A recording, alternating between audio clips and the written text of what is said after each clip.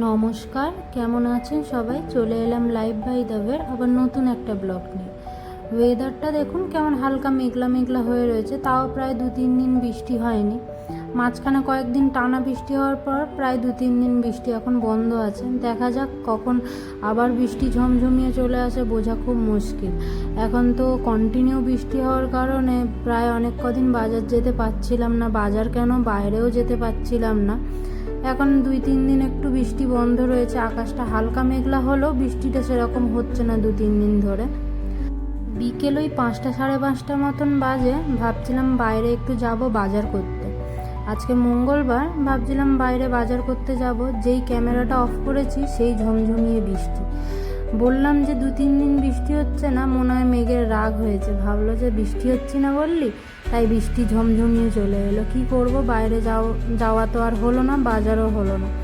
বাড়িতে সেই গেছিলাম ডিমার্টে, মনে আছে মাসকাবাড়ি বাজার করতে, তখনই নিয়েছিলাম এই আটার নুডলসটা।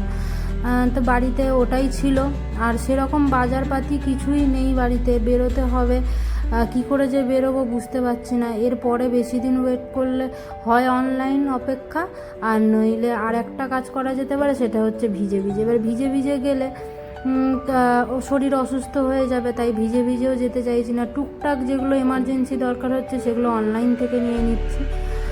তো সেদিন আটার নুডলসটা করে খেয়ে নিলাম। সেদিন আর এত বৃষ্টি হচ্ছে যে কি বলবো, তাই আর সেরকমভাবে ভিডিও করে উঠতে পারিনি। এটা পরের দিন আমরা দুজনেই ভেবে রেখেছি, কিছু হোক আর না হোক টুকটাক যেগুলো এমার্জেন্সি আছে সেগুলো নিচের দোকান থেকে নিয়ে আসতেই হবে। তো গেছিলাম নিচে দোকানে, সেখানে মুড়ি নিয়েছি, আরও 2-1টা জিনিস নিয়েছি। চোখে পড়লো এই ফুচকার প্যাকেটটা। বাড়ির কলকাতার ফুচকা তো প্রায় অনেক দিন হয়ে গেছে, প্রায় 3 মাসের কাছাকাছি হয়ে গেল। মুম্বাই যবে থেকে এসেছি, মোটামুটি কলকাতার ফুচকার স্বাদই ধীরে ধীরে ভুলে যাচ্ছি। তাই খুব মন চাইছিল। এখানকার যে পানিপুরি আছে, রাগড়াপুরি আছে, সেগুলো ঠিক মোটামুটি ভালো লাগে, খুব একটা খারাপও নয়, খুব একটা খারাপও বলবো না, কিন্তু ভালো লাগে। কিন্তু আমাদের কলকাতার যে ওই টক জল দিয়ে আলু মেখে ভালো করে যে ফুচকা, সেই ফুচকা তো আর পাচ্ছি না না।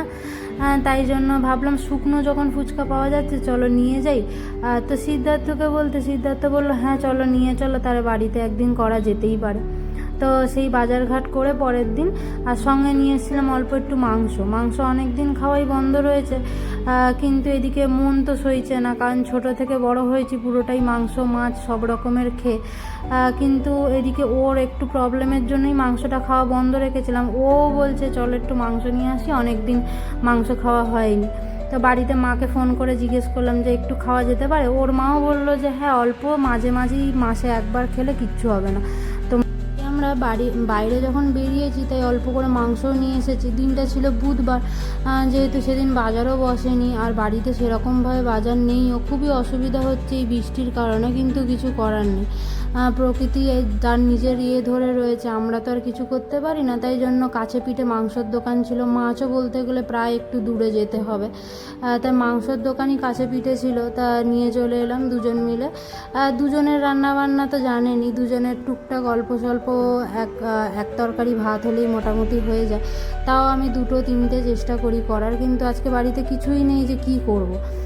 দুপুরবেলা ডিমের ঝোল করেছিলাম, 2টো ডিম ছিল বাড়িতে, আর পেঁপের তরকারি করেছিলাম, সেটা তো দুপুরবেলা হয়ে গেছে। রাতের জন্য চিন্তা ভাবনা, তাই মাংস নিয়ে এসে দুজন মিলে একটুখানি মুড়ি চা খেয়ে বসে তাড়াতাড়ি করে রেডি হয়ে পড়লাম রান্নার জন্য প্রথমেই কাটাকুটি সরঞ্জাম সব রেডি করে ফেলেছি। আর এদিকে এই যে মাংস বসিয়ে দিয়েছি। প্রথমে যেরকম হালকা পাতলা করেই করেছিলাম, খুব একটা হ্যাবক কষাইনি, যেরকম পেঁয়াজ লঙ্কা দিয়ে আদা রসুন দিয়ে হালকা একটু কষিয়ে মাংস দিয়ে রান্না করেছি। দুজনে পাতলা মাংসর ঝোল করেছিলাম আর ভাত করেছিলাম। আর এদিকে আমরা ওদিকে একটা ওয়েব সিরিজ দেখছিলাম। ওয়েব সিরিজের দিকে এতটাই মন চলে গেছে যে এদিকে যে মাংস প্রায় হয়ে এসেছে, আর বয়লা মুরগি জানেনি তাড়াতাড়ি হয়ে যায়। তো এদিকে হয়ে এসেছে, আমি দেখিনি। প্রথমে ও এসেছিলো দেখতে, বললো দেখো মনে হয় হয়ে এসেছে। তো দেখলাম হ্যাঁ প্রায় হয়ে এসেছে, তাই চলে এলাম ঝপ করে অল্প একটু জল দিয়ে। এই মাংসটা হয়ে এসেছে, এবার ফুটলেই আমরা দুজন মিলে খেতে বসবো। ও এসে দেখছে।